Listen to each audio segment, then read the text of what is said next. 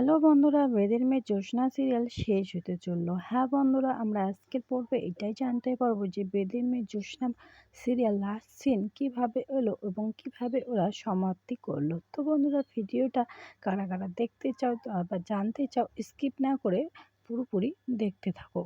যখন জ্যোৎস্না মহিনের হাত থেকে উদ্ধার হবার পর সে রাজবাড়িতে আসলো এবং আসার পর জ্যোৎস্নাকে সবাই দেখে ভুল বুঝলো। জ্যোৎস্না রাগ করে তার বেদেদের বাড়িতে চলে গেল এবং সেখানে গিয়ে সবটা জানতে পারলো বিষ্ণুদেবের কাছে। তখন বিষ্ণুদেব বলল, তোমাকে সেখানে যেতেই হবে, না হলে যে তোমার বাসিবাবুর জীবন সংকটে।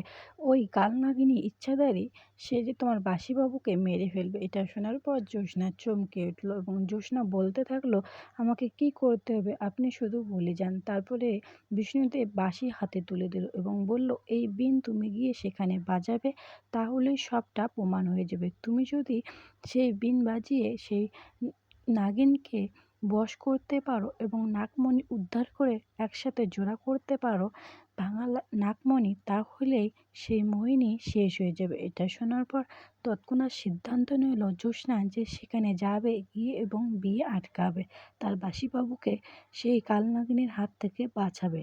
এদিকে দেখা যায় যে মা মনসার মন্দিরে বিয়ে হতে চলেছে, মালা বদল সাত পাক সব কিছু হয়ে গেছে এবং বসে পড়ছে সিঁদুরদানে।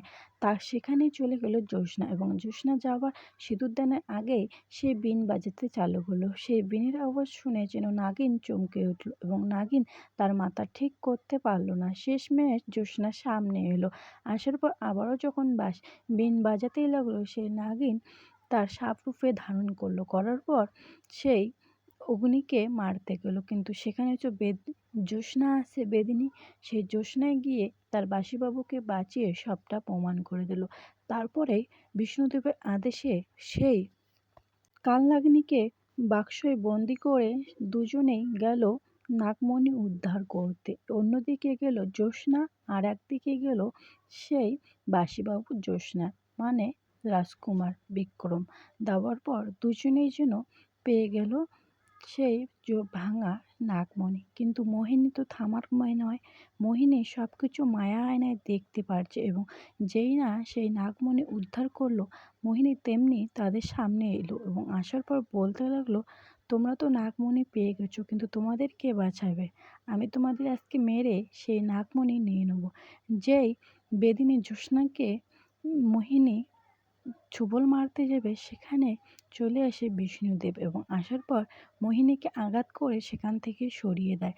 তারপরে বিষ্ণুদেব বলে যে এই নাগমণি তাড়াতাড়ি সংগ্রহ করে একটি জোড়া লাগাও, তাহলেই মোহিনী মারা যাবে। তো বন্ধুরা, শেষমেশ হ্যাঁ, মোহিনী মারা গেল এবং জ্যোৎস্না ও রাজকুমার এক হয়ে তার ভালোবাসা পূর্ণ পেল।